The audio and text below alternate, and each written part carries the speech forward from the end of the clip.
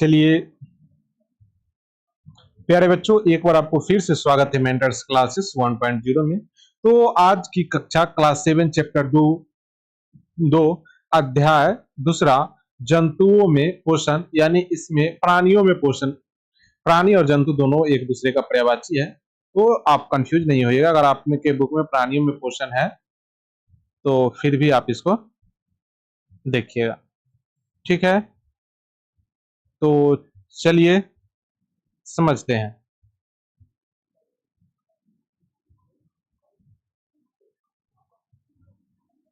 भाग 1 पोषण का परिचय, यानी भाग 1 क्या है इसमें समझेंगे हम।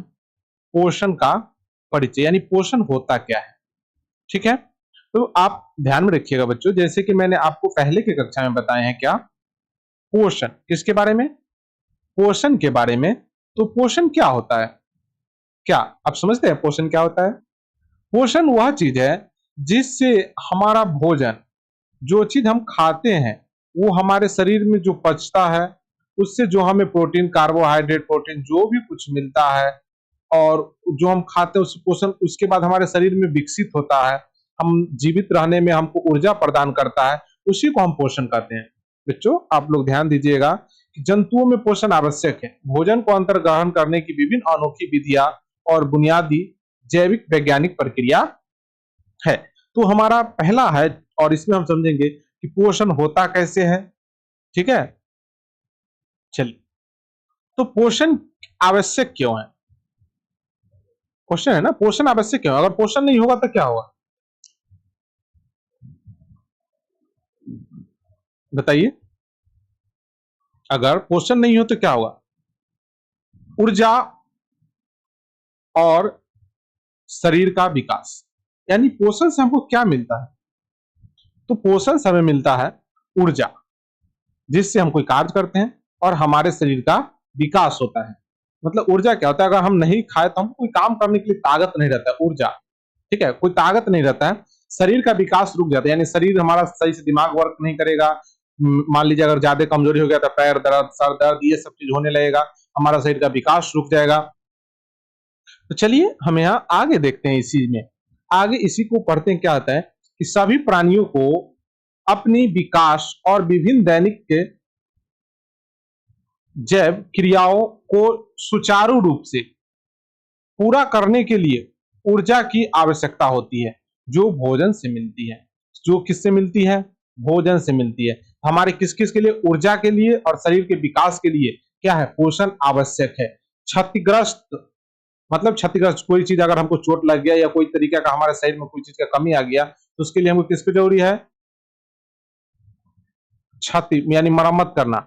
और स्वास्थ्य मतलब हमको स्वस्थ रहना भी जरूरी है।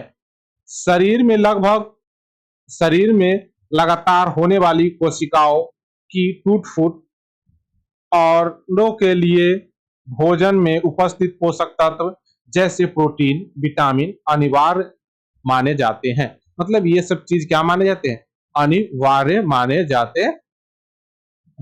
तो क्षतिग्रस्त के लिए और स्वस्थ रहने के लिए हमको जो भी इस कोशिका के टूटे फूटे भाग को मरम्मत करने के लिए हमको किसकी आवश्यकता पड़ती है?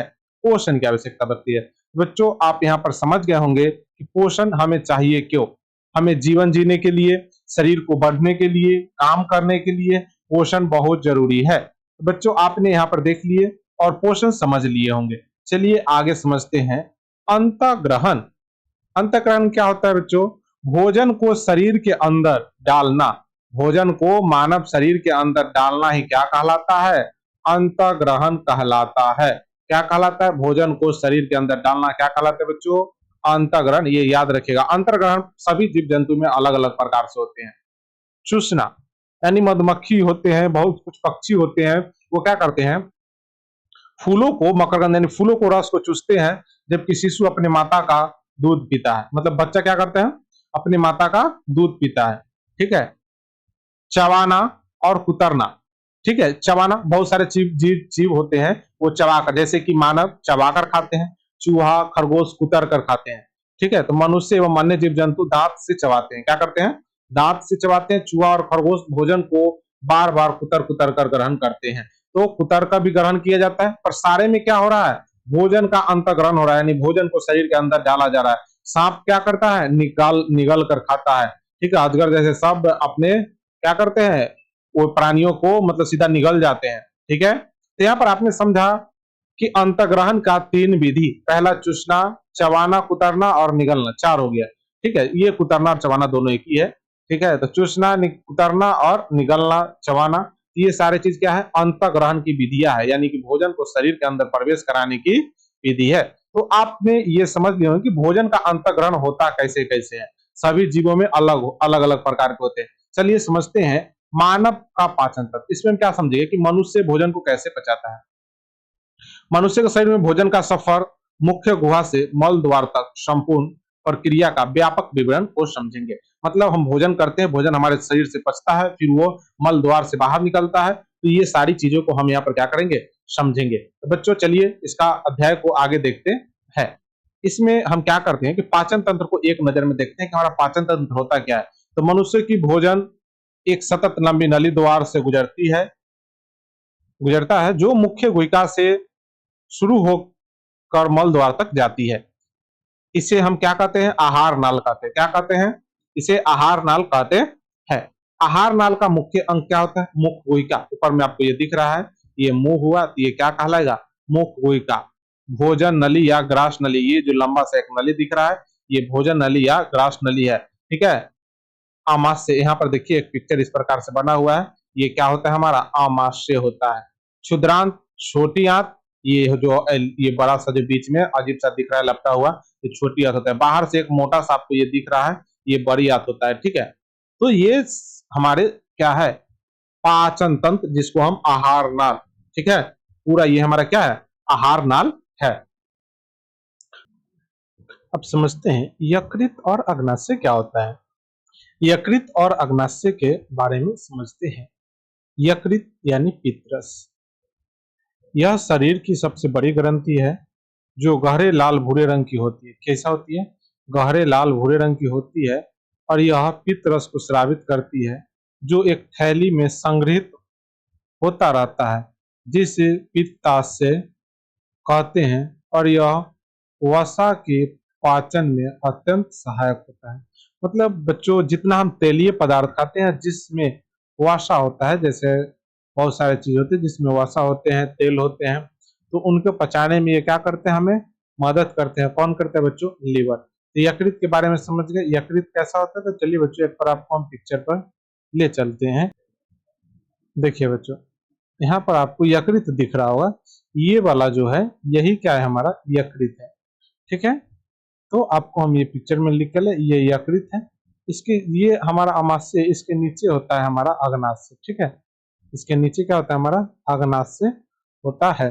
तो आप देख लिए बच्चों, लीवर, यही है हमारा लीवर, ठीक है बच्चों। चलिए तो हम चलते हैं अपने जहां पर थे वहां पे,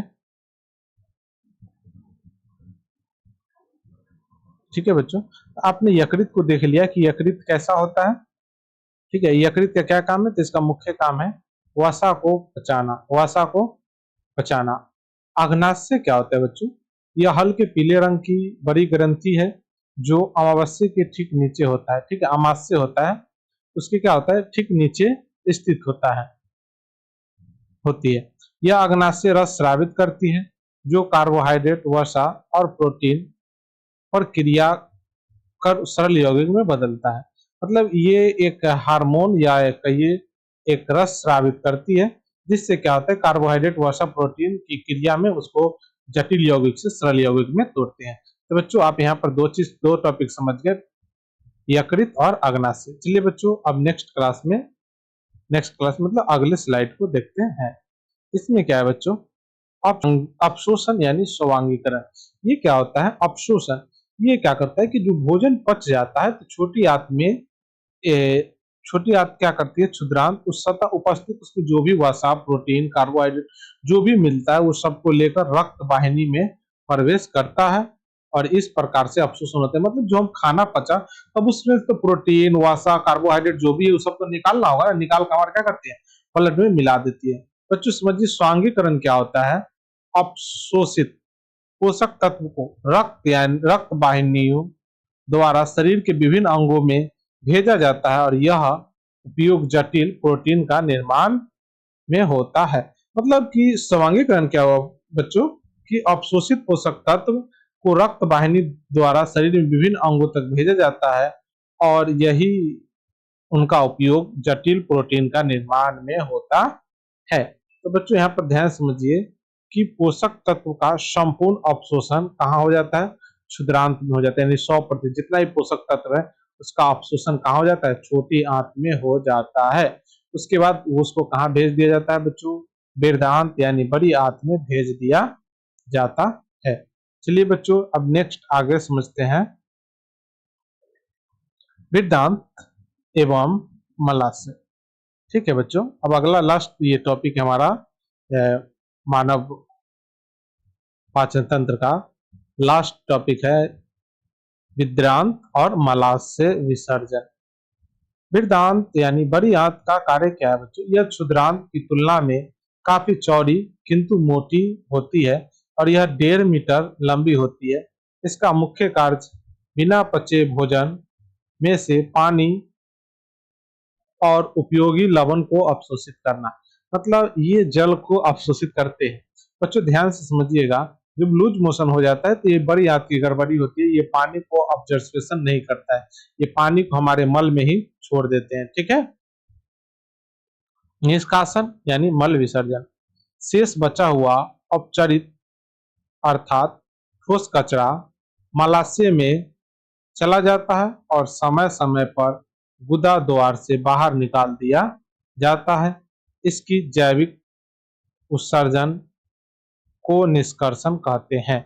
निष्कासन कहते हैं, जैविक उत्सर्जन को क्या कहते हैं बच्चों, निष्कासन कहते हैं। तो बच्चों ये बात को आप यहाँ पर समझ गए होंगे। चलिए बच्चों अब हम आगे समझते हैं घास खाने वाले जंतुओं में पाचन, यानी कि जो जंतु घास खाते हैं उनमें पाचन कैसे होते हैं। ठीक है, जो जंतु घास खाते हैं उनमें पाचन कैसे होते हैं, चलिए समझते हैं।